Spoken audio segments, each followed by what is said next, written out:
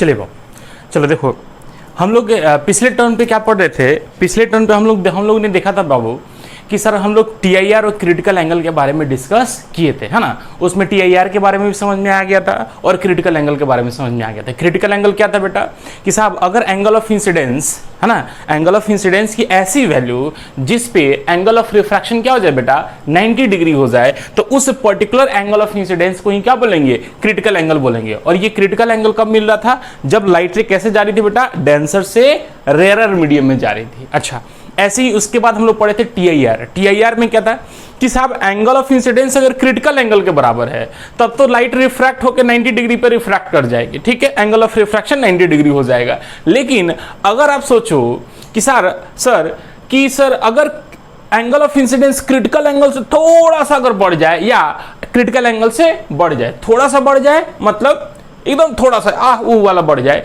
या साहब क्या हो जाए पूरा बढ़ते जाए, क्रिटिकल एंगल से वैल्यू बढ़ते जाए, तो उस केस में हमारा क्या होगा बेटा? टीआईआर। मतलब इंटरफेस ऑफ द जो टू मीडियम है ना, वो हमारा क्या होगा? एक रिफ्लेक्टिंग सरफेस की तरह बिहेव करना शुरू कर देगा और ये एक प्लेन मिरर की तरह बिहेव करेगा। और लाइट जिस मीडियम से जा रही थी, मतलब डेंसर से जा रही थी, तो वो डेंसर मीडियम में ही बेटा क्या करेगी? बेटा रिफ्रैक्ट कर जाएगी। इस पे हम लोग कुछ न्यूमेरिकल भी किए थे। चलिए तो हम इसी सिलसिले को आगे बढ़ाते हैं और आज बहुत अच्छा टॉपिक भी पढ़ेंगे। हम लोग पढ़ेंगे ग्राफ, है ना, डेविएशन और एंगल ऑफ इंसिडेंस और डेविएशन के बीच में हम लोग ग्राफ प्लॉट करने वाले हैं। लेकिन उसके पहले भी हम लोग क्या करेंगे? थोड़ा सा न्यूमेरिकल और टेक्निकली पढ़ेंगे, जो कि कॉम्पिटिशन के लिए बड़ा ही इंपॉर्टेंट है। कल जो पढ़ाया गया था थोड़ा सा वो बोर्ड के लिए ज्यादा इंपॉर्टेंट था, है ना। आज पढ़ा रहे बेटा वो कंपटीशन पॉइंट ऑफ व्यू से क्या होगा? बड़ा ही इंपॉर्टेंट होगा। आइए ध्यान से देखिएगा, क्वेश्चन कहता है क्या? क्वेश्चन कहता है क्या कि साहब एक ये देखिए,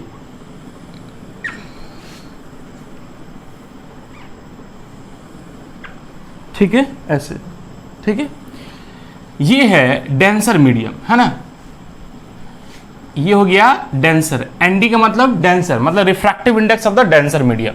और ये हो गया एनआर, ठीक है, ये refractive index of the rarer medium, मतलब अपवर्तनांक है ये रेयरर का और ये डेंसर का अपवर्तनांक है एनआर एनडी। तो चाहिए तो लिख लीजिए, ये रेयरर RARER रेयरर मीडियम, और इसको बोलेंगे हम लोग नीचे वाले को डेंसर मीडियम बोलेंगे, DENSER डेंसर मीडियम। ठीक है बेटा, इसमें कोई शक वाली बात नहीं है, ठीक है। और ये क्या है? Interface of the two medium, मतलब ऊपर की ओर रेयरर है, नीचे की ओर डेंसर है, और यहीं पे रेयरर और डेंसर मीडियम आपस में क्या कर रहे हैं बेटा? मीट कर रहे हैं, है ना। आइए, कहता है क्या कि ध्यान से देखो, क्वेश्चन क्या कहता है कि मान लो कि ये हमारे interface of the two medium पे ये हो गया हमारा नॉर्मल। क्या हो गया बेटा? नॉर्मल। ये क्या कर दिया हमने? नॉर्मल को दिखा दिया, ठीक है। कह रहा है क्या कि एक लाइट रे एक पर्टिकुलर एंगल ऑफ इंसिडेंस आई पे आ रही है। कितने एंगल पे बेटा? आई से आ रही है, मतलब एंगल ऑफ इंसिडेंस कितना है? आई है इस रे का। अब सोच डेंसर से रेयरर में जा रही है, तो साहब उसके पास दो कंडीशन घट सकते हैं कि साहब एक क्या हो सकता है कि साहब रिफ्रैक्ट भी कर जाएगा। रिफ्रैक्ट हो सकता है कब? जब angle of incidence critical angle से क्या होगा बेटा? कम होगा, तो साहब एक मीडियम से दूसरे मीडियम में चली जाएगी। लेकिन अगर angle of incidence critical angle से क्या होगा बेटा? ज्यादा होगा, तो फिर क्या होगा बेटा? TIR, मतलब टोटल इंटरनल रिफ्लेक्शन हो जाएगा। तो इस क्वेश्चन में कह रहा है क्या कि साहब जो ये हो गई हमारी रिफ्रैक्टेड रे, ये क्या हो गई बेटा?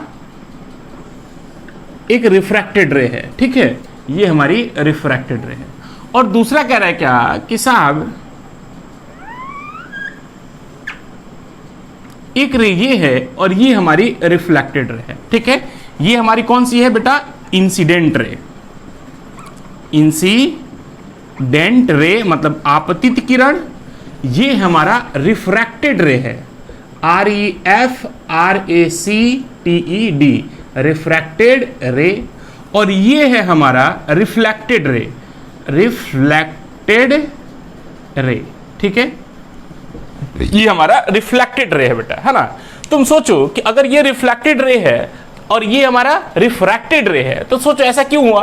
तो ध्यान से देख बेटा, कहता है क्या कि साहब ये जो आ रही है ना, तो इसी इंसिडेंट रे का कुछ पार्ट रिफ्रैक्शन में चला जा रहा है और कुछ पार्ट रिफ्लेक्शन में चला जा रहा है, मतलब ये क्या कर रहा है बेटा, TIR शो कर रहा है। ये रे क्या कर रही है बेटा, TIR शो कर रही है, जबकि ये रे क्या कर रही है, सिंपल रिफ्रैक्शन शो कर रही है। तो कह रहा है क्या कि साहब अगर ये I से I है तो ये कितने से जाएगी, ठीक है, ये हम सॉल्यूशन में बनाएंगे, इसलिए हम इसको, क्वेश्चन यही है, क्वेश्चन अभी और बताएंगे आपको। तो तुम सोचो बेटा, अगर ये I से आएगी तो ये किसी अलग एंगल R से जाएगी। तो हाँ, क्वेश्चन में गिवन क्या है कि साहब ये जो रिफ्लेक्टेड रे है और ये जो रिफ्रैक्टेड रे है, मतलब परावर्तित किरण और अपवर्तित किरण, ये दोनों आपस में बेटा क्या है बेटा, 90 डिग्री पे है, मतलब म्यूचुअली क्या है बेटा, परपेंडिकुलर है। म्यूचुअली क्या है, परपेंडिकुलर है। तो तुम सोचो कि अगर ये इंसिडेंट रे है, ये रिफ्लेक्टेड रे है, तो साहब जितना एंगल ये होगा उतना ही एंगल ये होगा। क्यों? क्योंकि angle of incidence is always equals to angle of reflection sorry, angle of incidence is always equals to angle of reflection, मतलब आपतन कोण परावर्तन कोण के हमेशा बराबर होता है बेटा। अच्छा, अब कहता है क्या कि साहब क्वेश्चन क्या है, क्वेश्चन कह रहा है इसी क्वेश्चन के कि a ray of light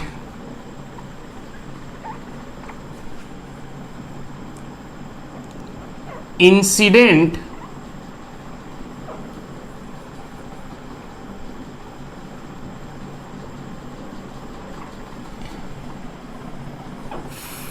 from denser medium, ऐसे लिखो, a ray of light from DENSER from denser medium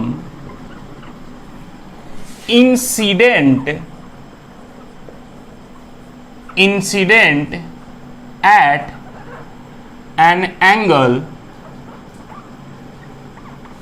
I, incident at angle I।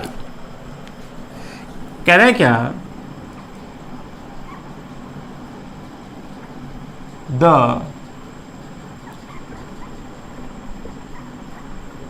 the reflected and the refracted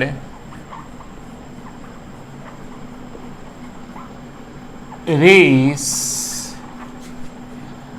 are perpendicular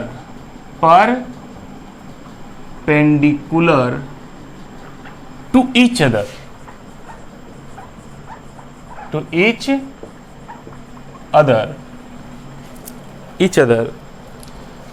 then find the value of critical angle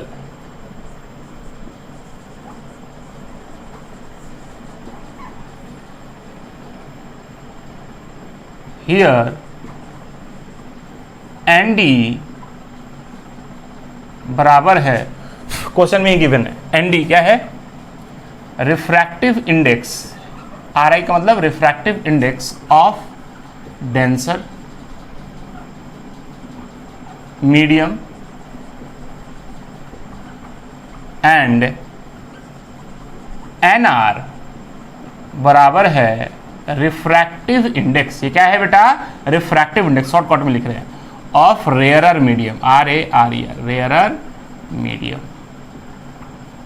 ठीक है, तो कह रहे हैं क्या कि क्वेश्चन समझ में आया बेटा, क्वेश्चन क्या कह रहा है कि अगर कोई लाइट डेंसर मीडियम से रेयरर मीडियम में जा रही है और वो डेंसर मीडियम में जो आ रही है वो कितने एंगल से आ रही है बेटा, I एंगल से आ रही है, क्वेश्चन में गिवन है, मतलब ब्लैक कलर से जो भी दिया वो क्वेश्चन में गिवन है और ब्लू कलर से जो बनाया है वो हमने बनाया है। ठीक है, तो I से आ रही है और बेटा क्या करिए कि साहब इसी का दो पार्ट हो रहा है, ये इंसिडेंट रे बेसिकली दो पार्ट में बढ़ जा रही है, एक पार्ट रिफ्रैक्शन में चली जा रही है, दूसरी पार्ट रिफ्लेक्शन में चली जा रही है। और कह रहा है क्या कि साहब रिफ्लेक्टेड और रिफ्रैक्टेड रे आपस में क्या है, म्यूचुअली 90 डिग्री पे हैं। तो कह रहा है क्या इस मीडियम, इन दोनों मीडियम के लिए क्रिटिकल एंगल का वैल्यू क्या होगा, वही आपसे पूछा जा रहा है। तो साहब डोंट टेक टेंशन, पहले आप देखिए, एक काम करो कि अगर I से आ रही है सर तो ये कितने से जाएगी ये तो निकाल सकते हैं, अगर मीडियम का रिफ्रैक्टिव इंडेक्स हमें पता है तो। हाँ, तो सॉल्यूशन में क्या लिखेंगे बेटा, देखें सॉल्यूशन में क्या लिखेंगे, देखेंगे from Snell's law, from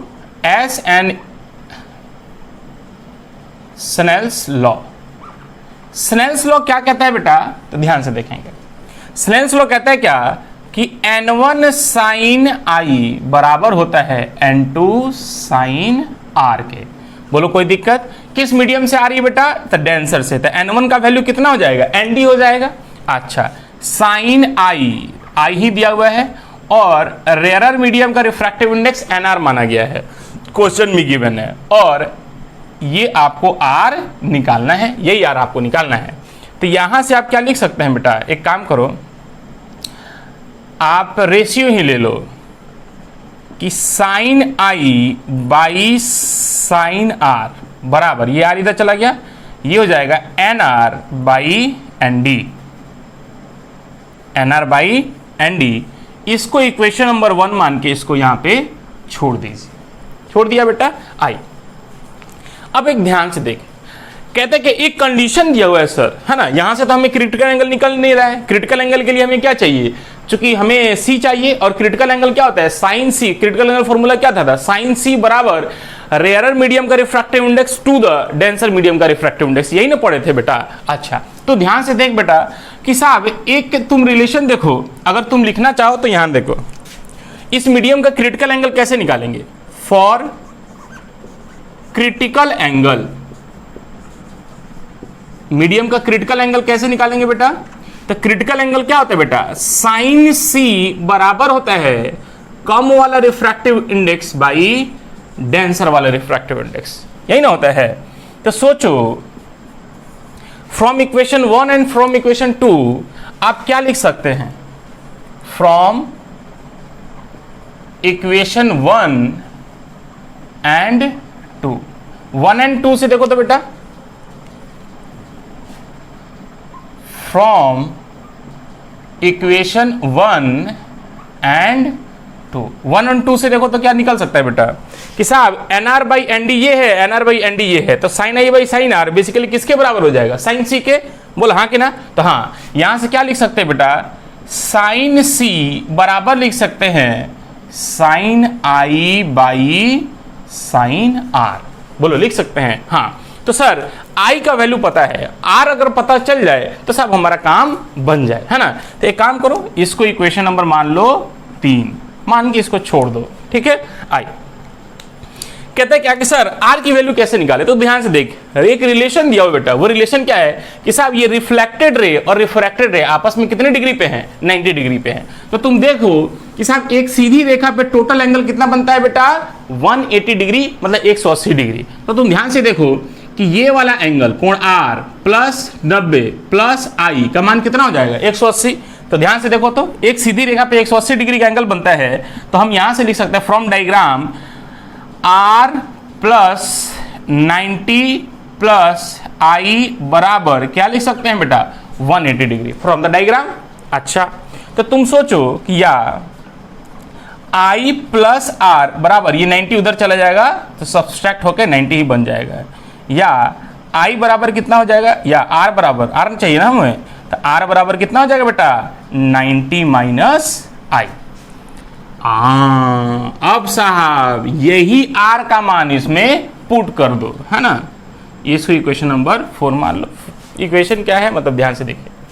now क्या लिखेंगे बेटा?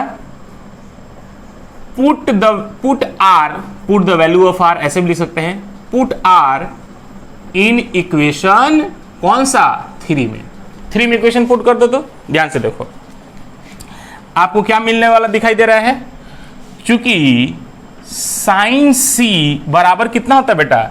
Sine I by sine R, या यहां से आर का वैल्यू लिख दो बेटा, साइन सी बराबर sine I by sine R का मान कितना आया है? आर का वैल्यू आया 90 माइनस आई, तो 90 माइनस आई, और साइन 90 माइनस थीटा कितना होता है बेटा? Plus cos theta. हाँ शाबाश। या क्या लिखेंगे कि साइन सी बराबर साइन आई बाई कॉस आई, और sine theta by cos theta क्या होता है बेटा? Tan theta. तो यहां से आप लिख सकते हैं या साइन सी बराबर क्या लिख सकते हैं? Ten I. तो इसलिए आपको क्या निकालना है? सी। तो यहां से ऊपर लिख दे रहे बेटा, इसलिए सी बराबर कितना हो जाएगा? साइन इनवर्स ये साइन उधर चला जाएगा। अब बराबर के बाद जो भी होगा वो सब इन्वर्स में आ जाएगा। लिखेंगे tan इनवर्स आई, ये अपना क्या हो गया बेटा, आंसर, उत्तर हो गया।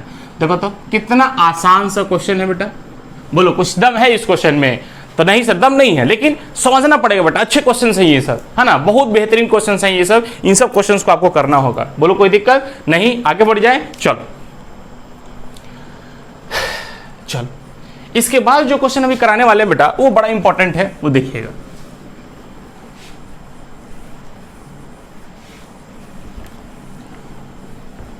ये बेसिकली एडवांस का मटेरियल ये सब रहता है, अभी आपको जो बताने वाले हैं, ठीक है, वो सब एडवांस के लिए मटेरियल है बेटा। और उसका एक छोटा सा सेक्शन आपको मेंस में पूछ सकता है या मेडिकल में पूछ सकता है ना। आइए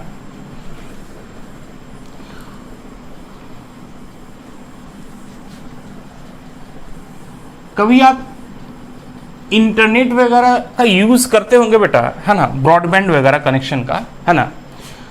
तो अभी ब्रॉडबैंड का कनेक्शन नहीं होने के कारण, है ना, थोड़ा सा हम लोग का लाइव क्लास भी बाधित हो गया है ना। तो जैसे ही ब्रॉडबैंड का कनेक्शन हम लोग ले लेते हैं तो लाइव क्लास हमारी स्टार्ट हो जाएगी। लेकिन ये लाइव क्लास कैसे होगा, तो ब्रॉडबैंड का कनेक्शन हम मास्टर बोला कि अभी लेना पड़ेगा। तो ब्रॉडबैंड क्या है, ठीक है। तो अभी आप देखते होंगे, सुनते होंगे कि साहब सब जियो का फाइबर आने वाला है, कुछ जगह आ गया है, कुछ स्टेट में भी बाकी है, ठीक है। तो जैसे असम वगैरह में है तो वहाँ पे जियो का फाइबर है, लेकिन बिहार में अभी जियो का फाइबर, हम लोग के साथ वेस्ट चंपारण, ईस्ट चंपारण में जियो का फाइबर नहीं है, ठीक है। बाकी जगह है कि नहीं, पटना में होगा, आई होप से पटना में होगा, लेकिन उसका भी हमको नहीं पता है, लेकिन इधर नहीं है। तो कहता है क्या कि ये फाइबर क्यों लगाते हैं हम लोग? सर बाबू होता क्या है कि जब हम लोग फाइबर, जब ऑप्टिकल फाइबर का जब हम लोग यूज़ करते हैं ऑप्टिकल फाइबर, तो ऑप्टिकल फाइबर से क्या होता है, बेसिकली लॉसेस बहुत कम जाते हैं बेटा, ठीक है। जैसे मान लीजिए कि हम वहाँ से आपको 100 रुपया दिए, है ना, और जैसे गवर्नमेंट हमको 100 रुपया देता है ना, तो साहब बीच में इतने लोग के थ्रू वो पैसा आता है कि साहब हमारे तक 10 ही रुपये बचता है, 9 रुपये हमारा क्या हो जाता है बेटा, कहीं ना कहीं गड़बड़ हो जाता है, चोरी हो जाती है या कुछ भी हो जाता है। वैसे ही बेटा क्या होता है कि साहब कंपनी वाला माने कि नेट हमको बहुत अच्छा दिया, 100 Mbps का स्पीड दिया हमको, लेकिन हमारे तक आते आते क्या होता है कि वो 30 Mbps या 10 Mbps ऐसे बच जाता है, ठीक है। तो इसका मतलब क्या है कि देयर इज लॉस। ये क्या हो गया बेटा, स्पीड का हमारा लॉस हो गया, मतलब एनर्जी का क्या हो गया, लॉस हो गया। इसी लॉस को मिनिमाइज करने के लिए, कम करने के लिए हम लोग क्या यूज करते हैं बेटा, ऑप्टिकल फाइबर यूज करते हैं, ठीक है। तो ऑप्टिकल फाइबर बेसिकली बेस्ड होता है TIR पे। एक नंबर का क्वेश्चन होता है बेटा ये बोर्ड के लिए, ऑप्टिकल फाइबर जो होता है वो किस पे बेस्ड होता है बेटा, TIR, टोटल इंटरनल रिफ्लेक्शन पे बेस्ड होता है, और इसलिए इसमें लॉसेस की वैल्यू क्या होती है बेटा, बहुत ही नेग्लिजिबल होती है, या करीब करीब कहिए कि बहुत ही नेग्लिजिबल के बराबर होती है ना। तो वही हम लोग पढ़ने वाले हैं, ऑप्टिकल फाइबर। हेडिंग डालेंगे बेटा optical fibre. Optical fibre cable, है ना, केबल का मतलब तार या वायर, ठीक है। अभी ऑप्टिकल फाइबर क्या है, तो अभी अब समझ नहीं आया कि ये वायर है जिसमें हम लोग इंटरनेट वगैरह के लिए बहुत अच्छा यूज करते हैं इसको, है ना, सभी जगह नेट के लिए ऑप्टिकल फाइबर ही यूज किया जाता है। आइए तो कहते हैं क्या कि ध्यान से देखो, ऑप्टिकल फाइबर पे ही क्वेश्चन है, ये कैसे बेस्ड होता है उस न्यूमेरिकल से भी आपको समझ में आ जाएगा, और उसको ध्यान से भी देखेंगे, है ना। मान लो कि ये सिलिंड्रिकल वायर है बेटा, क्या है, इधर बना लेते हैं, मान लीजिए सिलिंड्रिकल वायर है, क्या है, सिलिंड्रिकल ऑप्टिकल फाइबर वायर है, सिलिंड्रिकल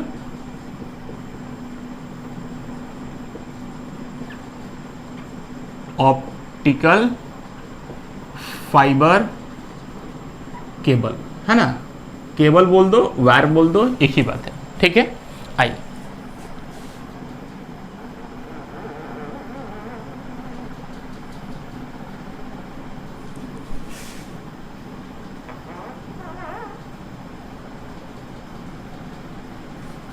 ठीक है, आइए कहते हैं क्या कि साहब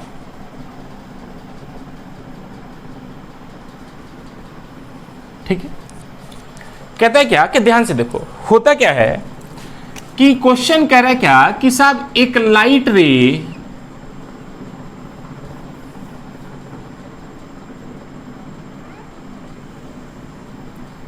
ऐसे इसमें आ रही है, ठीक है, बाहर मान लो हवा है, बाहर क्या है, हवा है, और इस ऑप्टिकल फाइबर की रिफ्रैक्टिव इंडेक्स है n, क्या है, इस ऑप्टिकल फाइबर केबल की रिफ्रैक्टिव इंडेक्स क्या दिया हुआ है क्वेश्चन में, n दिया हुआ है, और बाहर सराउंडिंग में क्या है, एयर है। अच्छा, तो इधर की ओर रिफ्रैक्टिव इंडेक्स हो गई 1 एयर के कारण, है ना, हवा है। अब सोचो कि मानिए कि ये लाइट रे ऐसे इंटर करी है ना, इंटर करी तो साहब यहाँ पर रेयरर मीडियम, ये डेंसर मीडियम में जा रही है, तो रेयरर से जब डेंसर में जाएगी, है ना, n की वैल्यू 1 से ज्यादा होगी, तो रेयरर से डेंसर में जब जाएगी तो ये क्या होगी, नॉर्मल की ओर बेंड कर जाएगी बेटा। तो हाँ सर, नॉर्मल की ओर ये बेंड कर जाएगी, ये लाइट रे ऐसे कुछ चली जाएगी।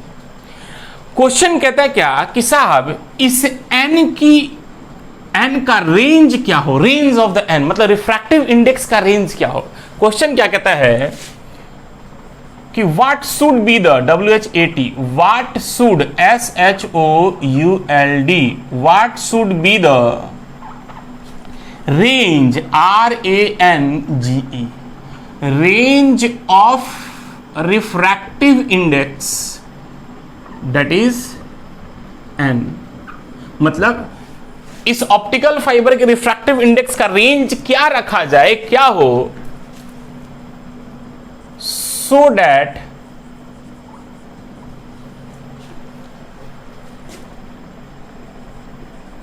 that rays shows TIR at cylindrical surface।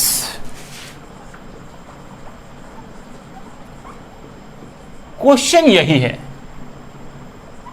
Question क्या है बेटा, यही है।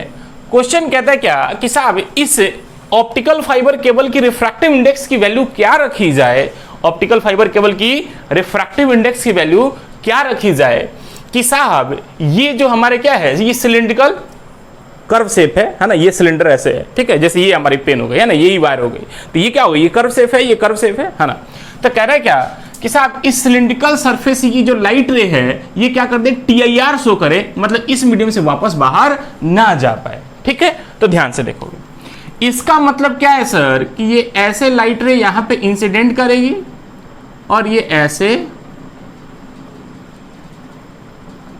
चली जाएगी, फिर इस सिलिंड्रिकल सरफेस पे पड़ेगी, तो जितने एंगल से आएगी सर उतने एंगल से इसको वापस चला जाना होगा, और फिर यहां से क्या करेगा बेटा, इस पॉइंट पर अगर नॉर्मल हम लोग ड्रॉ करते हैं तो ये हमारा फिर से एंगल ऑफ इंसिडेंस हो जाएगा, और यहां फिर ये TIR मार देगा। मतलब साहब ये प्रोसेस ऐसे ही चलते जाएगा, ये प्रोसेस ऐसे ही चलते जाएगा। तो इस n की वैल्यू क्या रखी जाए कि साहब ये लाइट रे जो है ये सिलिंड्रिकल सरफेस से बाहर नहीं जाए, मतलब उसका TIR होते जाए, ठीक है, हमेशा TIR हो, हमेशा TIR हो। क्वेश्चन समझ में आ गया बेटा, आइए, बड़ा बेहतरीन क्वेश्चन, इसको ध्यान से देखना बेटा, कुछ नहीं है क्वेश्चन में, आंसर एकदम सिंपल है, इसका बस समझने का चाहिए हमको, है ना। समझो, मान लो बेटा, अब हम सॉल्यूशन कर रहे हैं, मान लो कि ये लाइट रे किसी एंगल से आई कितने से, I से आई, है ना, किसी एंगल I से आ रही है, और ये साहब तुम सोचो कि अगर ये I से आएगी तो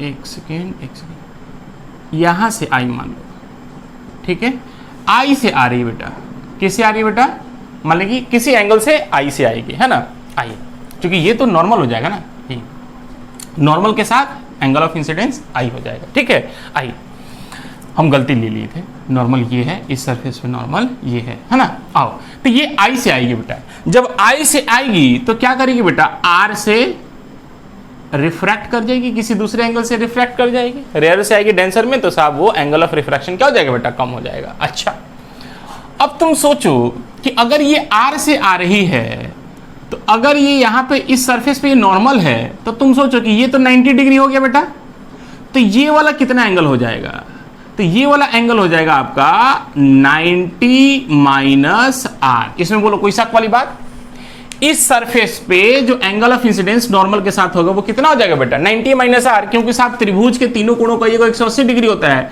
तो साहब यही अकेले 90 डिग्री है, तो इसका और इसका समेशन कितना होगा 90 डिग्री होगा। मतलब ये अगर आर मानते हैं, माना है हमने आर, तो साहब ये वाला एंगल कितना हो जाएगा 90 माइनस आर हो जाएगा। मतलब इस सरफेस पे एंगल ऑफ इंसिडेंस कितना हो जाएगा बेटा 90 माइनस आर हो रहा है। अब तू ध्यान से देख बेटा, कहता है क्या कि साहब इस कॉन्सेप्ट है, इसलिए इसको हिंदी में लिख रहे हैं बेटा कि आपको हमेशा याद रखे। चूंकि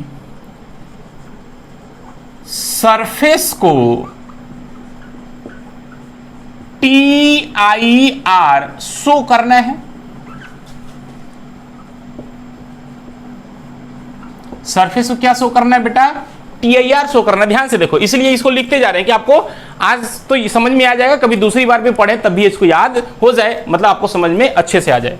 कहता है क्या कि अगर इस सरफेस को यहां पे TIR शो करना है, इसका मतलब जो एंगल ऑफ इंसिडेंस होना चाहिए बेटा, ये जो एंगल ऑफ इंसिडेंस, इस एंगल ऑफ इंसिडेंस को आपको मान लो I डैश, इस पूरे को क्या मान लो बेटा I डैश मान लो। क्या मान लो बेटा I डैश। मतलब I डैश हमने क्या माना है यहाँ पे I डैश का जो मान होगा वो है बेटा 90 माइनस आर के बराबर। बोलो कोई दिक्कत नहीं, मतलब एंगल ऑफ इंसिडेंस वहां पे है ना, कहां पे, तो इस सरफेस पे जो एंगल ऑफ इंसिडेंस होगा वो कितना होगा 90 माइनस आर ही हो रहा है एंगल ऑफ इंसिडेंस। तो यहाँ पे आई माना है, तो इसलिए इसको क्या मान लेंगे I डैश, कुछ अलग एंगल मानेंगे। तो तुम सोचो अगर सरफेस को TIR शो करना है, तो TIR शो करने के लिए क्या होगा कि जो साहब एंगल ऑफ इंसिडेंस यहाँ पे जो आ रहा है वो एंगल ऑफ इंसिडेंस, मतलब जो 90 माइनस आर की जो वैल्यू है, ये TIR कब शो करेगा कि जब इसकी जो वैल्यू होगी वो क्रिटिकल एंगल से ज्यादा हो। ध्यान से सोच कि अगर ये एंगल ऑफ इंसिडेंस की वैल्यू क्रिटिकल एंगल से ज्यादा होगी तो साहब वो TIR शो करेगा। तो सबसे पहले इसको लिख दे कि करना है तो angle of incidence, angle of incidence, हम इसकी बात नहीं कर रहे बेटा, इस वाले एंगल ऑफ इंसिडेंस की बात कर रहे हैं। Angle of incidence I dash लिख रहे हैं यहां पे, ठीक है। तो एंगल ऑफ इंसिडेंस को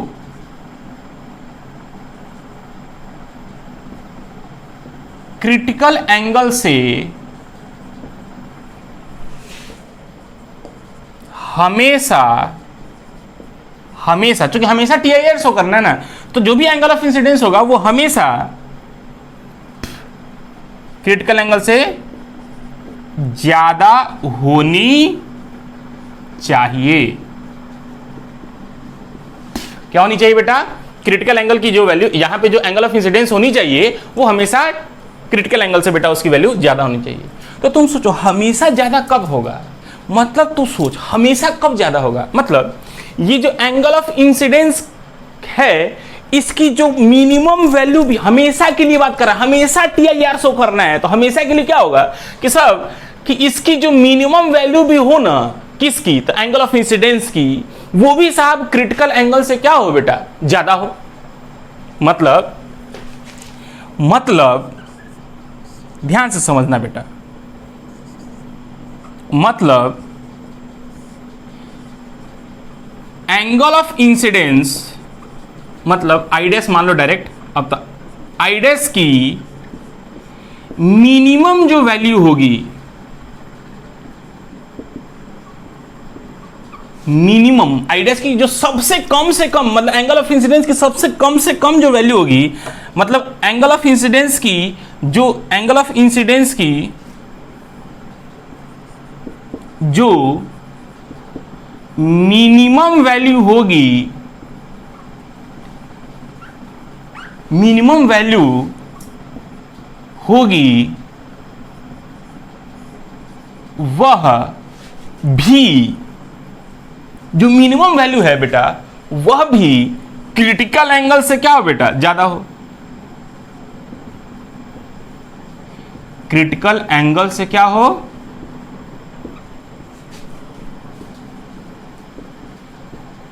ज्यादा हो।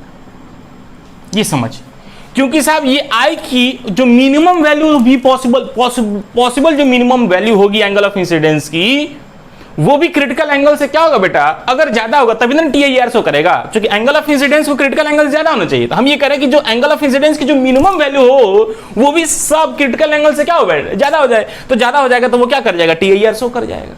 बोलो हाँ कि ना। तो तुम सोचो कि साहब एंगल ऑफ इंसिडेंस की मिनिमम वैल्यू कब होगी, तो तुम ध्यान से देख कि I डैश मिनिमम कब होगा। I डैश मिनिमम का मतलब क्या है कि साहब 90 माइनस आर क्या हो बेटा, मिनिमम हो। I डैश मिनिमम कब होगा, I डैश मतलब ये 90 माइनस आर हमारे क्या हो, ये सबसे मिनिमम हो। अब तुम सोच कि ये 90 माइनस आर सबसे मिनिमम कब होगा, ध्यान से देखिएगा। 90 माइनस आर मिनिमम कब होगा, जब ये आर की वैल्यू मैक्सिमम हो। कैसे, अभी बता रहे हैं। ये मिनिमम तब होगा जब आर क्या हो, एंगल ऑफ रिफ्रैक्शन मैक्सिमम हो। क्यों, क्योंकि ध्यान से देखो बेटा कि साहब आई बराबर आई डैश का मान कितना है बेटा, 90 माइनस आर है। तो तुम सोचो अगर आर की वैल्यू अगर बढ़ेगी तो आर की वैल्यू, अगर आर की वैल्यू बढ़ेगी तो तुम सोचो आई डैश की वैल्यू क्या होगी बेटा, घटेगी। घटेगी नहीं घटेगी, क्योंकि मान लो कि आर की वैल्यू अभी 30 डिग्री है तो आई डैश की वैल्यू कितनी हो जाएगी, 60 डिग्री। जब आर की वैल्यू 45 डिग्री, 30 से बढ़ गई 45 डिग्री हो जाएगी तो आई डैश की वैल्यू क्या हो जाएगी, 60 से 45 हो जाएगा। नहीं, तो इसका मतलब आर का वैल्यू अगर बढ़ेगा तो आई डैश का वैल्यू भी क्या होगा बेटा, घटेगा। बोल हाँ कि ना। आर बढ़ेगा तो आई डैश की वैल्यू क्या होगी बेटा, घटेगी। तो इसीलिए लिखा गया है कि ये इसकी मिनिमम वैल्यू कब होगा, मतलब 90 माइनस आर मिनिमम कब होगा, जब ये आर जो है ये अपना मैक्सिमम हो बेटा। जब आर मैक्सिमम होगा तो 90 माइनस आर क्या होगा बेटा, मिनिमम होगा। अब आया समझ में। अब तू ध्यान से देख बेटा, कहता है क्या कि मास्टर साहब ई आर मैक्सिमम कब होगा। तो सोचो कि ई आर मैक्सिमम कब होगा, जब ये आई जो होगा ई मैक्सिमम हो जाए। क्योंकि जैसे जैसे आई का मान बढ़ता है बेटा वैसे वैसे आर का मान भी क्या होगा बेटा, बढ़ेगा। नहीं, क्योंकि n1 sin i बराबर n2 sin r होगा। नहीं, तो तुम ध्यान से देखो कि ये साहब आर मैक्सिमम कब होगा, जब आई क्या हो बेटा, मैक्सिमम हो जाए। आर मैक्सिमम कब होगा, जब आई क्या हो जाए, मैक्सिमम हो जाए। अब यहां से आर तभी मैक्सिमम होगा ना जब आई क्या हो जाए, मैक्सिमम हो जाए। क्योंकि आई बराबर 0 पे आर क्या होगा, 0। और आई की वैल्यू जैसे जैसे बढ़ना चालू कर देगी तभी तो आर की वैल्यू बढ़ना चालू कर देगी। आर की वैल्यू भी तो बढ़ती जाएगी। बोलो हाँ कि ना। तो हाँ, अरे यार ध्यान से देख, अगर शुरुआत में एंगल ऑफ इंसिडेंस क्या ले लिया, 0, तो एंगल ऑफ रिफ्रैक्शन क्या है, 0 डिग्री है ना, है ना। तो ये तो 0 सबसे मिनिमम वैल्यू हो गई। अब कहते हैं कि जैसे जैसे आई की वैल्यू बढ़ाना चालू कर देंगे तो आर की वैल्यू नहीं बढ़ेगी। तो हाँ, क्योंकि दोनों साइन में है, साइन आई और साइन आर। क्योंकि स्नेल्स लॉ क्या कहता है, n1 sin i बराबर होता है n2 sin r। तो i भी साइन में है और r भी क्या है बेटा, साइन में है। इसी कारण i बढ़ेगा तो r भी बढ़ेगा। ठीक है। हाँ, तो तुम सोचो कि r मैक्स तब होगा जब i क्या हो, अपनी मैक्सिमम वैल्यू होगा।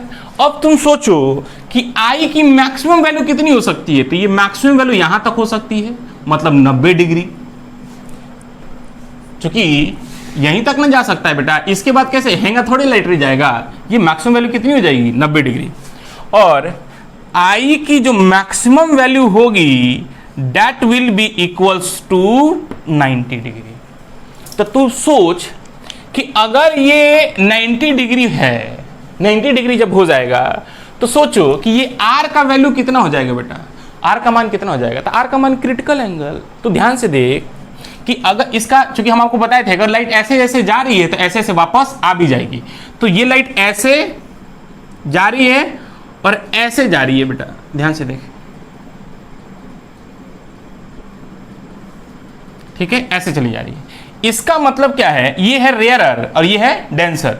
तो अगर ऐसे लाइट रह जाएगी तो डेंसर से रेयरर में जाएगी, डेंसर से रेयरर में जाएगी तो ये ऐसे चली जाएगी।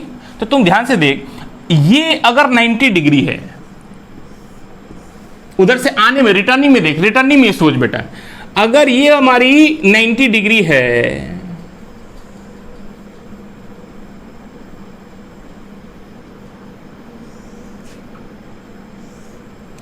तो सोचो कि इधर है हमारा डेंसर और इधर क्या है हमारा रेयरर। तो अगर ये क्रिटिकल एंगल होगा तभी तो एंगल ऑफ रिफ्रैक्शन 90 डिग्री होता है बेटा। नहीं, इसका मतलब अगर लाइट ये ऐसे आएगी तो ऐसे चली जाएगी, या अगर ऐसे आएगी तब भी ऐसे चली जाएगी। 90 से आएगी तो क्रिटिकल एंगल से निकल जाएगी बेटा, एकदम इसमें कोई शक वाली बात नहीं है, क्योंकि रिवर्स फॉलो करता है बेटा, है ना। इसको बोलते हैं प्रिंसिपल ऑफ ट्रांसवर्सिबिलिटी ऐसे कुछ बोलते हैं, प्रिंसिपल ऑफ ट्रांसवर्सिबिलिटी, शायद आपको पढ़ाया भी गया होगा, है ना। आई तो ये है आर और ये है सी। तो तुम ध्यान से देखो बेटा, तुम ध्यान से देखो कि साहब अगर एंगल ऑफ इंसिडेंस 90 डिग्री हो जाएगा तो साहब ये वाला एंगल ऑफ रिफ्रैक्शन क्या हो जाएगा, ये क्रिटिकल एंगल हो जाएगा, है ना। तो आई की मैक्सिमम वैल्यू 90 कब होगी, ये तभी होगी जब व्हेन आर बराबर क्या हो जाए बेटा, क्रिटिकल एंगल। और क्रिटिकल एंगल को हम लोग किससे दिखाते हैं बेटा, सी से दिखाते हैं।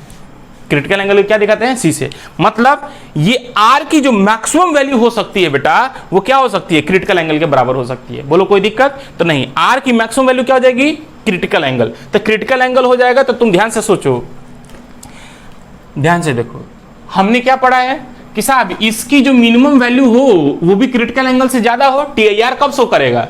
तो ध्यान से देखेंगे, अब थोड़ा सा सॉल्यूशन लिखेंगे। क्या लिखेंगे, फॉर टीआईआर।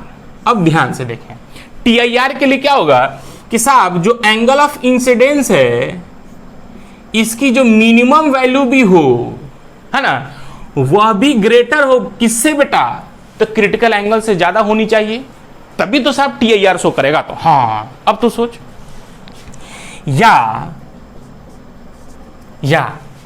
सोचो कि साहब ये मिनिमम तब होगा, ये वाली मिनिमम तब होगा जब आर की वैल्यू क्या हो जाए बेटा, मैक्सिमम हो जाए। तो तुम सोचो क्या इसको ऐसे लिख सकते हैं, 90 माइनस यहां पे आर का वैल्यू क्या हो जाएगा, आर मैक्स हो जाएगा, तभी नहीं ये पूरा वैल्यू मिनिमम होगा। तो इसका मतलब this will be greater than critical angle. ध्यान से देख बेटा, अभी लिखवा है ना कि ये मिनिमम कब होगा, जब इसमें जो आर का मान है वो क्या हो जाए, मैक्सिमम हो जाए बेटा। तो ये पूरा वैल्यू मिनिमम कब होगा, जब ये आर की जो पर्टिकुलर वैल्यू है ये क्या हो जाए बेटा, मैक्सिमम हो जाए। और यही आर क्रिटिकल एंगल होगा, मतलब यही आर आपका क्या है बेटा, मैक्सिमम है। नहीं, आई मैक्स कब होगा, जब आर क्रिटिकल एंगल होगा। इसलिए आर की जो मैक्सिमम वैल्यू लिखना चाहो तो लिख सकते हो, आर की मैक्सिमम वैल्यू क्या हो सकती है बेटा, क्रिटिकल एंगल के बराबर हो सकती है, उससे ज्यादा नहीं होगी। तो तुम सोचो कि आर की मैक्सिमम वैल्यू क्या हो जाएगी, क्रिटिकल एंगल हो जाएगा। तो तुम ध्यान से देखो और आगे लिखो, या 90 माइनस आर की मैक्सिमम वैल्यू कितनी होगी बेटा, क्रिटिकल एंगल के बराबर होगी, और ये ग्रेटर क्या होना चाहिए, क्रिटिकल एंगल के। या अब ध्यान से देखो, ये इधर चला जाएगा तो 90 शुड बी ग्रेटर देन क्या हो जाएगा, 2c, या c should be less then 90, ये इधर डिवाइड में आ जाएगा तो ये क्या हो जाएगा, 45 डिग्री। मतलब जो क्रिटिकल एंगल होना चाहिए बेटा, जो क्रिटिकल एंगल होना चाहिए वो क्या हो जाएगा, लेस देन 45 डिग्री होना चाहिए। तो हमको क्या पूछ रहा है, हमको तो साहब n का रेंज पूछ रहा है ना, रिफ्रैक्टिव इंडेक्स। तुम सोचो, एक काम करो, इन दोनों साइड में साइन लगा दो। तो या sine c should be less than sine 45 degree, ऐसे लिखा जा सकता है बेटा। तो हाँ, तो या साइन c, तो साहब यहां ध्यान से देखो, साइन c मतलब क्रिटिकल एंगल बराबर क्या होता है, रेयरर। अरे यार तुम लोग याद है, चूंकि साइन c बराबर होता है nr by nd, come by ज्यादा। या साइन c बराबर क्या होगा, कम वाला एयर है, ज्यादा वाला n है। बोलो कोई दिक्कत नहीं। तो तुम सोचो कि ये मान लो इक्वेशन नंबर 2 और इसको मान लो इक्वेशन नंबर 1, ठीक है। अब क्या करना है कि इसकी वैल्यू इसमें पुट कर दो। नाउ क्या लिखेंगे बेटा, साइन c का वैल्यू क्या होगा, 1/n के बराबर होगा। साइन c की वैल्यू क्या होगा बेटा, 1/n के बराबर होगा। तो क्या हो जाएगा, 1/n should be less than, sine 45 का मान कितना हो जाएगा बेटा, 1/√2।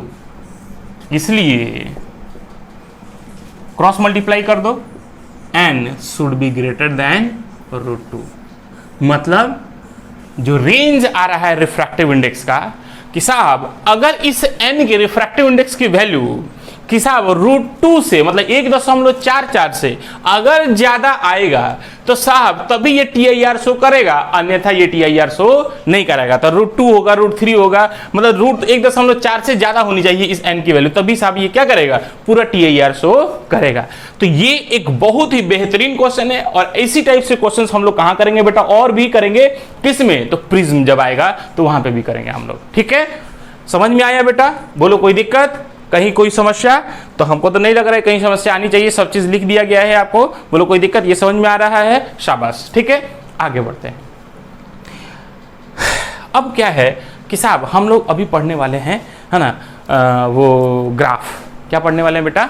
ग्राफ, है ना, किसके बीच में? डेविएशन और एंगल ऑफ इंसिडेंस के बीच में। ठीक है, तो लिखेंगे, मिटा दे। आई ऑप्टिकल फाइबर कॉन्सेप्ट समझ में आया बेटा? ऑप्टिकल फाइबर में बेसिकली क्या होता है बेटा, TIR होता है, और TIR होने के कारण क्या होता है बेटा, लॉसेस बहुत ही मिनिमाइज रहती हैं, बहुत ही कम होती है, इसीलिए सभी जगह ऑप्टिकल फाइबर की वायर से ही इंटरनेट का कनेक्शन लेना पसंद करते हैं बेटा, है ना। आइए, वो कैसे होता है TIR, वो समझ में आ रहा है? जो भी एनर्जी है इस वायर के अंदर में ही है, वायर के बाहर में कोई एनर्जी नहीं जाती है बेटा, है ना। आई हम लोग बेटा जैसे हम लोग पढ़ रहे हैं TIR पढ़ रहे हैं, क्रिटिकल एंगल पढ़ रहे हैं, है ना, तो इसी में हम लोग पढ़ेंगे डेविएशन, है ना, ग्राफ। तो हम लोग एक पढ़ने वाले हैं graph, GRAPH, graph between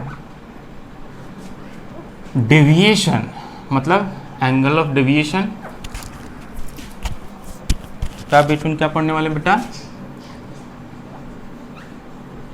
angle of deviation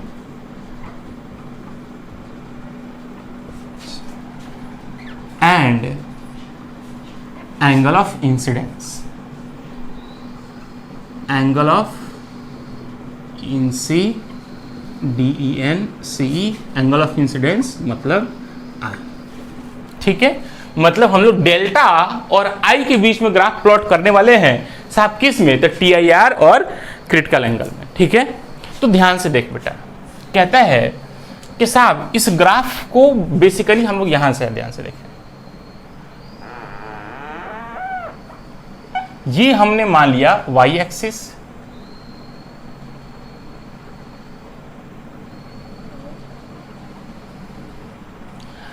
क्या लिखा हुआ है बेटा, graph between angle of deviation मतलब delta and angle of incidence I के बीच में ग्राफ प्लॉट करने वाले हैं। तो हमने y एक्सिस के अलोंग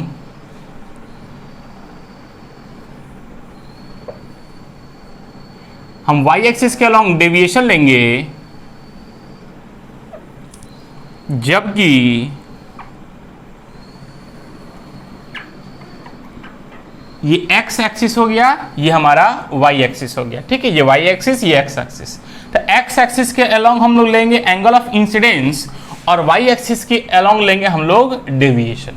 ठीक है, क्या डेविएशन हो रहा है, तो ध्यान से देख बेटा। आइए हम लोग मीडियम बना लेते हैं, this is the interface of the two medium. ठीक है, और ये हमारी हो गई डेंसर मीडियम ND, और ये हो गई हमारी रेयरर मीडियम, है ना, विरल माध्यम। ठीक है, और ये हो गया interface of the two medium.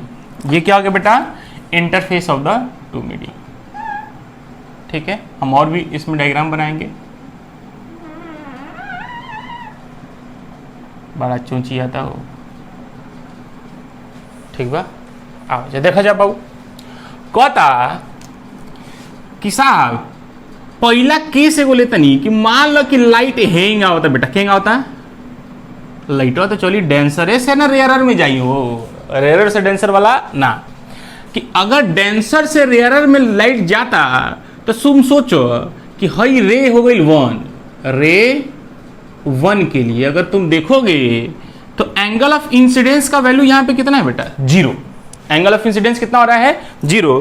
तो तुम देखोगे कि साहब एंगल ऑफ रिफ्रैक्शन भी क्या हो जाएगा, 0। स्नेल्स लॉ लगा लोगे तो आपको समझ में आ जाएगा। तो यहाँ पे I बराबर 0 है, तो यहाँ पे R का मान भी क्या हो जाएगा बेटा, 0 हो जाएगा, इसमें कोई शक वाली बात नहीं है। ठीक है, एंगल ऑफ इंसिडेंस की वैल्यू 0 है तो एंगल ऑफ रिफ्रैक्शन भी 0 होगा। और इस रे 1 के लिए ये जो रे जा रही है, इसके लिए अगर डेविएशन देखोगे तो साहब लाइट डेविएट करी है, ये तो विदाउट डेविएशन की चली जाती है। इसका मतलब सर डेविएशन क्या है, यहां पे 0 है। ठीक है, तो ध्यान से देखो। आई दूसरा एक और रे ले लेते हैं, तो साहब उसके लिए हम लोग क्या करते हैं, एक डायग्राम और बनाते हैं। 12 चूचिया तो ना हो।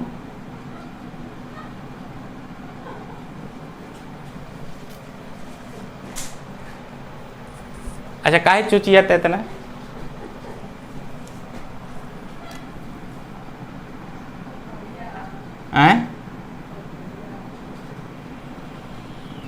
अब वो देखो है ना, चुचियाए दे इनके, ठीक बा, चोई चोई करे ना।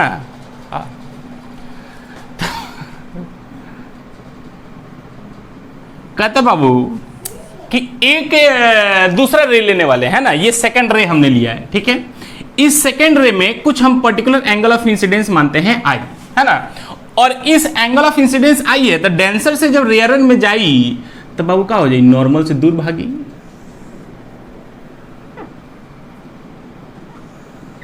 नॉर्मल से दूर भाग गई नहीं, तो ई हो गया आपका एंगल ऑफ रिफ्रैक्शन, आर से दिखाएंगे नहीं, यही आपका एंगल ऑफ रिफ्रैक्शन हो जाएगा। लेकिन अगर तुम ध्यान से देखोगे, हम पूछे डेविएशन हुआ, तो हाँ सर डेविएशन हुआ ना, आई छोटा है, आर का मान बड़ा होगा, क्या है, रेयरर से डेंसर, डेंसर से रेयरर में जा रहा है। तो तुम सोचो कि डेविएशन निकालने का तरीका क्या है कि साहब अगर ये मीडियम ना होता तो क्या ये लाइट सीधे जाना पसंद कर रही थी? बोलो बाबू, लाइट तो हेंगा सीधे गई ले नहीं, लेकिन मीडियम प्रेजेंट होने से ये लाइट क्या कर गई बेटा, डेविएट कर गई। लाइट क्या कर गई, डेविएट कर गई। तो इसी को हम लोग क्या बोलेंगे बेटा, डेविएशन। इसी को क्या बोलेंगे, डेविएशन। इतना ही ना डेविएशन हुआ, इंसिडेंट रे ऐसे जा रही थी बेटा, लेकिन लाइट क्या चली गई, रिफ्रैक्शन के बाद ऐसे चली गई, मतलब डेविएशन यही डेल्टा का हुआ। तो तुम सोचो कि अगर ये आई है और ये पूरा का पूरा एंगल ऑफ रिफ्रैक्शन आर है, तो डेविएशन का वैल्यू कितना हो जाएगा। तो तुम ध्यान से देखो, ये वाली रेखा और इस रेखा को ये वाली रेखा क्या कर रही है बेटा, काट रही है। तो अगर ये आई है तो ये वाला एंगल कितना होगा, तो ये भी तो आई ही ना होगा नहीं। अगर ये आई है तो ये वाला भी कितना होगा, आई होगा। आई पूरा का पूरा आर है, तो डेविएशन कितना हो जाएगा, तो इस आर में से इस आई को क्या कर दे बेटा, सब्सट्रैक्ट कर दे, घटा दे।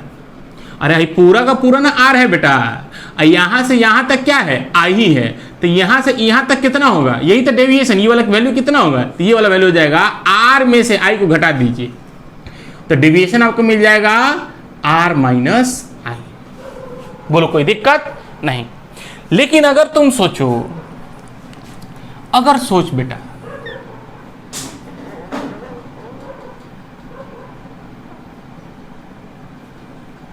कि एक स्टैंडर्ड केस ले कि सर अगर एंगल ऑफ इंसिडेंस इस एंगल ऑफ इंसिडेंस से बढ़ाओ और बढ़ा के आई का मान अगर क्रिटिकल एंगल, इस दोनों मीडियम का एक पर्टिकुलर क्रिटिकल एंगल होगा, अगर एंगल ऑफ इंसिडेंस की वैल्यू अगर क्रिटिकल एंगल के बराबर ले लेते हैं, उस केस में क्या होगा बेटा साहब, एंगल ऑफ रिफ्रैक्शन 90 डिग्री हो जाएगा और लाइट बाबू हेंगा चल जाएगी। क्या चल जाए बेटा, हेंगा चल जाएगी। तो हाँ, तो तुम सोचो इस केस में डेविएशन कितना होगा। तो ध्यान से देखो, अगर ये मीडियम ना रहता तो लाइट हमारी सीधे गई रहती, लेकिन क्या कर गई, इतने से बेंड कर गई, तो यही हमारा क्या मिलेगा, डेविएशन। और ये डेविएशन कितना होगा, तो तुम ध्यान से देख बेटा, ये लाइन और ये लाइन आपस में काट रहे हैं, तो ये वाला एंगल कितना हो जाएगा, ये भी तो सी ही हो जाएगा ना, नहीं। ये पूरा का पूरा कितना है, 90 है, ये पूरा का पूरा कितना है, सी है, तो यहां से यहां तक कितना हो जाएगा, तो 90 में से सी घटा दो, तो ये हो जाएगा 90 डिग्री माइनस सी। तो साहब इसको स्टैंडर्ड में लिखोगे तो ये आ जाएगा π/2 रेडियन में बाई सी। डिविएशन कितना हो जाएगा बेटा, क्रिटिकल एंगल पर डिविएशन कितना हो जाएगा, π/2 माइनस सी। तो ये था हमारा लाइट क्या हो रहा है, रिफ्रैक्शन हो रहा है लाइट का, अभी तक रिफ्रैक्शन हो रहा था। ठीक है, इसका डायग्राम हम लोग पहले प्लॉट कर लेते हैं। ठीक है, ये रे 1, रे 2, रे 3, मतलब रे हाई है, रे 3, रे 1, रे 2, रे 1, है ना। आई सबसे पहले देखो, जब एंगल ऑफ इंसिडेंस की वैल्यू कितनी है बेटा 0, तो डेविएशन कितना हो रहा है 0। इसका मतलब अगर एंगल ऑफ इंसिडेंस का वैल्यू 0 का मतलब यहां पे, तो डेविएशन भी कहां हो जाएगा 0। इसका मतलब साहब जो ये ग्राफ इस आई और डेल्टा के बीच में जो ग्राफ प्लॉट होने वाला है, वो ग्राफ कहां से चली बेटा, तो ऑरिजिन से। कहां से चली बेटा, ऑरिजिन से चली। मतलब ग्राफ ऑफ मास्टर साहब स्टार्ट तो हुई एजे से। क्यों? क्योंकि i बराबर 0 पे डेविएशन की वैल्यू कितनी है बेटा 0। ग्राफ पढ़े होंगे, समझ में आएगा। और दूसरा क्या है कि साहब अब जैसे ही एंगल ऑफ इंसिडेंस बढ़ते जा रहा है, एंगल ऑफ इंसिडेंस बढ़ेगा, तो साहब हमारे पास कुछ ना कुछ डेविएशन मिलेगा बेटा। और जब एक्चुअली ये जो डेविएशन और आई के बीच में जो ग्राफ आ रहा है ना, ये स्ट्रेट लाइन का ग्राफ नहीं है बेटा, ये स्ट्रेट लाइन ग्राफ नहीं है, ये कर्व है। ये एक स्टैंडर्ड कर्व नहीं है, जिसके कारण हम कर्व इक्वेशन नहीं लिख रहे हैं। क्योंकि हम ग्राफ कभी भी प्लॉट करेंगे तो बेटा जब तक हमको इक्वेशन नहीं पता रहेगा तब तक हम लोग ग्राफ प्लॉट नहीं कर पाएंगे। लेकिन ये क्या है कि इससे जो हम लोग इक्वेशन निकालेंगे, तो निकालने से हम कहिएगा तो हम निकाल भी देंगे, लेकिन निकालने से कोई फायदा नहीं है। क्यों? क्योंकि साहब उस ग्राफ को देख के हम ये नहीं बता सकते हैं कि साहब ये ग्राफ कौन सा है, पैराबोला है, सर्कल है, एलिप्स है, हाइपरबोला है, स्ट्रेट लाइन है, क्या है।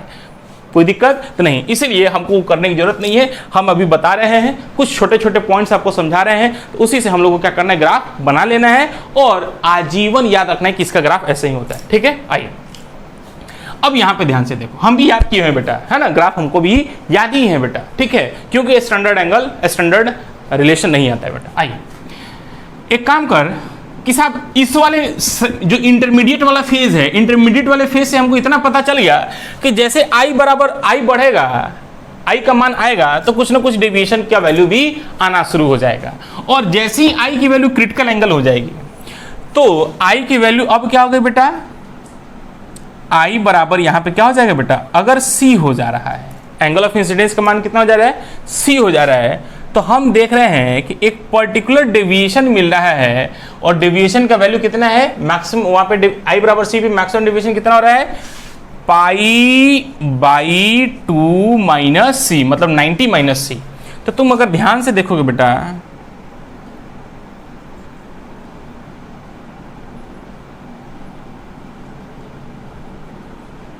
नहीं, यही ना पॉइंट आ रहा है। i बराबर c पे डेविएशन कितना आ रहा है बेटा, π/2 माइनस c। इसका मतलब ये ग्राफ क्या है बेटा, स्ट्रेट लाइन नहीं है, ये कर्व है। तो एक पॉइंट यहां पे है और एक पॉइंट यहां पे है, तो इन दोनों पॉइंट को मिला दो।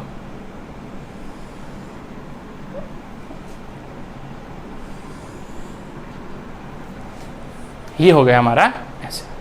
बोलो कोई दिक्कत बेटा, नहीं। अब आइए बेटा, अब हम लोग TIR के बारे में सोचते हैं। कब? कि अगर एंगल ऑफ इंसिडेंस की वैल्यू क्रिटिकल एंगल से क्या हो जाए बेटा, अगर ज्यादा हो जाए, तो तुम ध्यान से सोचो बेटा कि अगर एंगल ऑफ इंसिडेंस की जो वैल्यू है, अगर उसका मान साहब अगर क्रिटिकल एंगल से क्या हो जाए बेटा, अगर ज्यादा हो जाए, क्या हो जाए बेटा, ज्यादा हो जाए, तो वो क्या शो करने लगेगा बेटा, TIR शो करने लगता है। क्या शो करने लगता है बेटा, TIR, मतलब टोटल इंटरनल रिफ्लेक्शन शो करने लगेगा, है ना। आइए उसी चीज को हम लोग थोड़ा सा यहाँ पे देखेंगे। ठीक है, एक डायग्राम उसी के नीचे हम बना दे रहे हैं TIR वाला। ठीक है, आइए इस केस में जो डेविएशन होगा वो कितना हो जाएगा, 0। ठीक है, आइए, ठीक है, ये NR और ये हमारा ND। ठीक है, आइए, ये है interface of the two medium पे। ये हमारा क्या हो जाएगा बेटा, ये वाली लाइन, डॉटेड लाइन, ये नॉर्मल हो जाएगी। हम कह रहे हैं बेटा कि तुम ध्यान से देखो,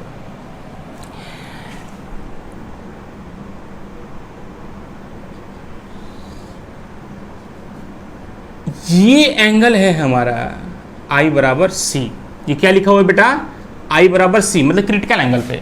तो अभी आपने क्रिटिकल एंगल पे देखा कि एग्जैक्टली क्रिटिकल एंगल पे लाइट रिफ्रैक्ट कर रही है, और कितने एंगल से रिफ्रैक्ट कर जा रही है बेटा, 90 डिग्री से। लेकिन तुम सोचो कि मान लो कि एक मीडियम डेंसर का रिफ्रैक्टिव इंडेक्स मान लो √2 और रेयरर का रिफ्रैक्टिव इंडेक्स मान लो 1, तो इसके लिए क्रिटिकल एंगल कितना हो जाएगा, तो sin C बराबर हो जाएगा 1/√2। और 1/√2 का मतलब हो जाएगा C बराबर हो जाएगा 45 डिग्री। तो तुम सोचो कि अगर ये √2 है, ये 1 है, तो इसके लिए क्रिटिकल एंगल का मान कितना हो जाएगा 45 डिग्री। और 45 डिग्री पे साहब हमारा जो डेविएशन मिलेगा वो भी कितना मिल जाएगा 45 डिग्री, और एंगल ऑफ रिफ्रैक्शन कितना हो जाएगा 90 डिग्री। लेकिन तुम कभी सोचे हो कि सर 45 डिग्री के जस्ट बाद क्या होगा? तो 45 अगर एंगल ऑफ इंसिडेंस की वैल्यू 45.0001 अगर ले लेते हैं, तो ये जो वैल्यू है ये बेसिकली क्रिटिकल एंगल से क्या है, थोड़ा सा बड़ा है बेटा। लेकिन थोड़ा सा बड़ा तो है, लेकिन ये क्रिटिकल एंगल नहीं है बेटा, क्रिटिकल एंगल से ये बड़ा है। थोड़ा ही बड़ा है तो क्या, लेकिन बड़ा है। तो बड़ा होने के कारण कि साहब जैसे ही 45 से हल्का आहूं तो चोचिया के भी रहेगा ना बेटा, जैसे हल्का चोचियाना भी शुरू करेगा, अभी देखो चोचिया रहा था, मतलब हल्का भी चोचियाएगा, तो जेंगा चोचियाएगा बेटा, जेंगा चोचियाई ओइंगा लाइटवा जो है हेंगा भाग जाए बेटा, ऐसे भाग जाएगा। और ये कहेगा TIR का है। क्यों? क्योंकि साहब यहां पे I की वैल्यू C नहीं है। अब यहां पे क्या लिखेंगे कि यहां पे जो I है वो अप्रोक्सीमेटली इक्वल्स टू C होगा। I की वैल्यू क्या लिखेंगे यहाँ पे, अप्रोक्सीमेटली इक्वल्स टू C होगा।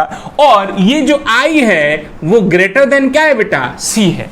मतलब अप्रोक्सीमेटली इक्वल्स टू C है, लेकिन ये इक्वल टू C बोल अप्रोक्सीमेटली C के बराबर तो बोल सकते हैं, लेकिन ये क्या है तो ये C से बड़ा ही ना है। तो जैसे ही C से बड़ा हो जाएगा तो वो क्या शो करेगा, TIR।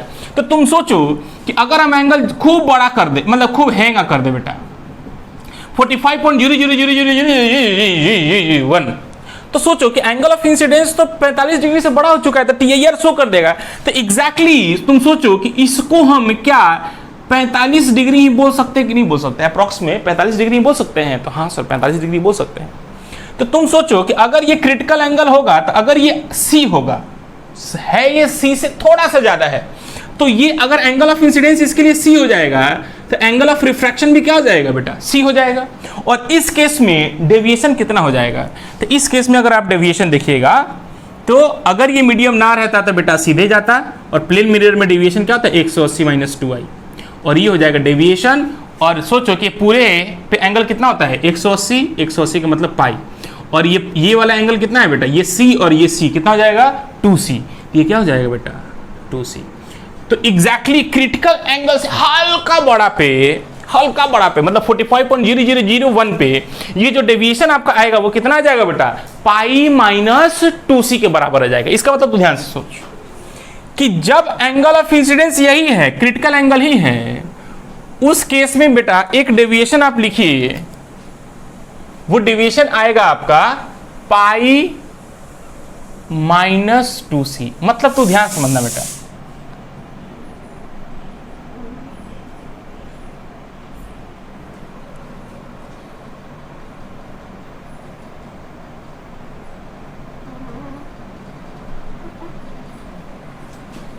तुम ध्यान से देखना बेटा,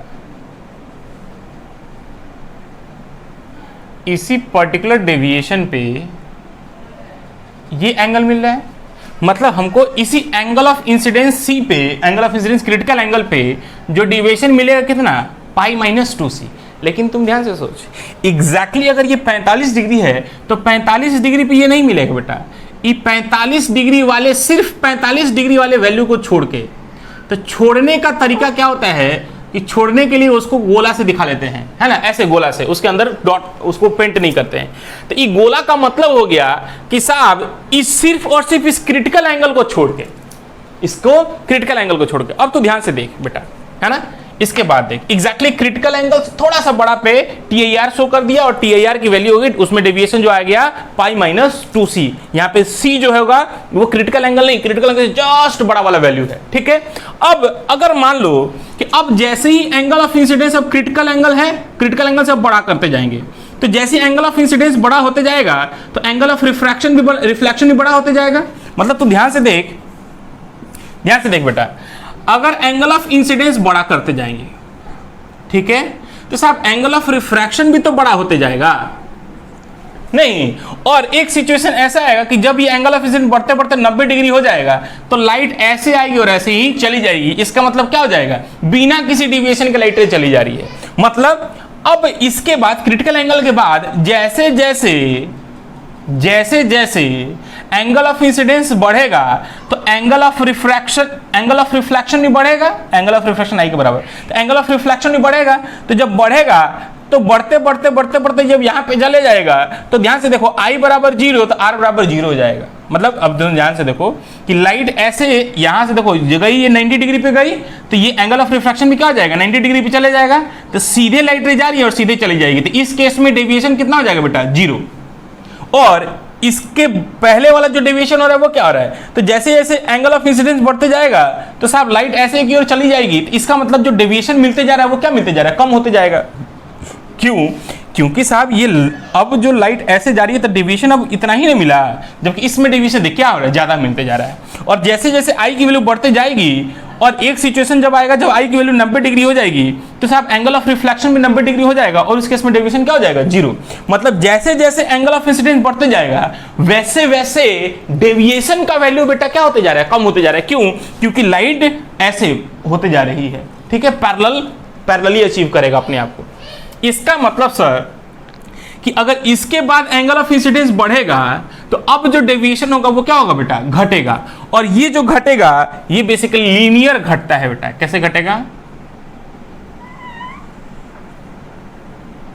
ये लीनियर घटेगा और फाइनली एक पर्टिकुलर एंगल ऑफ इंसिडेंस पे एंगल ऑफ इंसिडेंस कितना हो जाएगा बेटा, π/2 पे डेविएशन कितना हो जाएगा बेटा, 0। देखो π/2 पे डेविएशन कितना हो जा रहा है, 0 हो जा रहा है। तो यही आपका एक क्या है बेटा, ग्राफ है। यही क्या है आपका, एक ग्राफ है। इस ग्राफ को आपको बहुत कायदे से समझना है, ठीक है। क्या समझ में आया बेटा? तो सबसे पहले 0 से लेके एंगल ऑफ इंसिडेंस की वैल्यू 0 से लेके क्रिटिकल एंगल तक है। तो 0 से लेके क्रिटिकल एंगल पे एग्जैक्टली क्रिटिकल एंगल पे आता है तो वहां पे डेविएशन आ जाएगी π/2 - c। लेकिन जैसे ही क्रिटिकल एंगल से बड़ा होते जाएगा तो साहब अब TIR फॉलो होना चालू कर देगा। ये किसका लाइन है बेटा, ये है TIR का। ये किसका ग्राफ है बेटा, TIR का। और ये किसका ग्राफ है, ये है रिफ्रैक्शन का। रिफ्रैक्शन का मतलब लाइट एक मीडियम से दूसरे मीडियम में जा रही है। बोलो कोई दिक्कत, कोई दिक्कत बेटा तो नहीं। तो साहब ये एक अलग स्लॉट है और इसके बाद एक अलग स्लॉट है। ये रिफ्रैक्शन का स्लॉट आ रहा है और यहां से यहां तक TIR का स्लॉट आ रहा है। तो अब तू ध्यान से सोच बेटा, है ना, ये ग्राफ तो समझ में आया कि साहब मैक्सिमम डेविएशन कितना हो सकता है। तो मैक्सिमम डेविएशन हो सकता है π/2c के बराबर, 180 - 2i। π - 2c का मतलब क्या हो गया, 180 - 2i। अच्छा एक सेकंड यहां ध्यान से देखिए, इसी को एक डायग्राम अच्छे से बना लेना। उसके एक डायग्राम और बनाओ बेटा, है ना, आपको कॉपी पे देखना पड़ेगा, उसे समझ में आएगा। यहां देख, अगर angle of incidence critical angle से ज्यादा कर लेते हैं बेटा, यहां पे I is greater than critical angle, उस केस में क्या होगा कि साहब ये TIR शो करेगा और जितने एंगल से आएगा उतनी एंगल से ये वापस चला भी जाएगा। तो ये भी जो वैल्यू होगी ये भी I is greater than critical angle होगा। मतलब ये अगर ये 60 डिग्री है तो ये भी कितना हो जाएगा, 60 डिग्री। और इस केस में डेविएशन कितना होगा बेटा, तो ध्यान से देख, इस केस में जो डेविएशन होगा वो यही होगा डेविएशन। और ये डेविएशन कितना होगा, ये एक सीधी रेखा पे पूरा एंगल कितना होता है, 180 डिग्री। तो ये हो जाएगा पाई माइनस, ये वाला एंगल कितना होगा, तो ये वाला एंगल I है तो ये वाला भी एंगल I है, तो ये कितना हो जाएगा 2i। तो डेविएशन कितना आ जाएगा बेटा, जब TIR जब होगा तो TIR के केस में किसी भी पर्टिकुलर एंगल ऑफ इंसिडेंस पे जो डेविएशन होगा 180 - 2i के बराबर होगा। जो प्लेन मिरर में डेविएशन पढ़ते थे बेटा वही आएगा, ठीक है। इसलिए ये क्या है, डेल्टा और 2i के बीच का ग्राफ है, इसलिए ये लीनियर ग्राफ है, ठीक है। I तो ये लीनियर ग्राफ आपका चला जाता है। बोलो कोई दिक्कत नहीं। अब ये चीज आपको समझाना था। और जैसे जैसे I की वैल्यू क्या हो जाएगी बेटा, 90 डिग्री हो जाएगा तो डेविएशन क्या हो जाएगा बेटा, 0 डिग्री हो जाएगा। इसमें कोई दिक्कत नहीं, चाहे तो आप उसको भी बना सकते हैं। अगर लाइट I की वैल्यू कितनी हो जाएगी, 90 डिग्री, तो R भी क्या हो जाएगा, R भी क्या हो जाएगा, 90 डिग्री हो जाएगा। और इस केस में जो डेविएशन होगा वो कितना हो जाएगा बेटा, 0। वही ये केस, ये 4th नंबर केस है, ठीक है। तो रे 1 2 3 ये हो गया रे 4, रे 5 या डायग्राम 5 बोल सकते हो, और ये हो जाएगा रे 6। ठीक है, हाँ, ये पूरा का पूरा कंप्लीट आपको आना चाहिए बेटा। इस डायग्राम को आपको याद रखना है, क्योंकि इसी डायग्राम से आपका क्या होगा बेटा, न्यूमेरिकल सॉल्व होगा और 110% सॉल्व होगा। ठीक है, बहुत बार तो मुंहजबानी क्वेश्चन पूछ देता है बेटा, तो मुंहजबानी क्वेश्चन हम आपको अभी नहीं करा सकते बेटा। क्यों? क्योंकि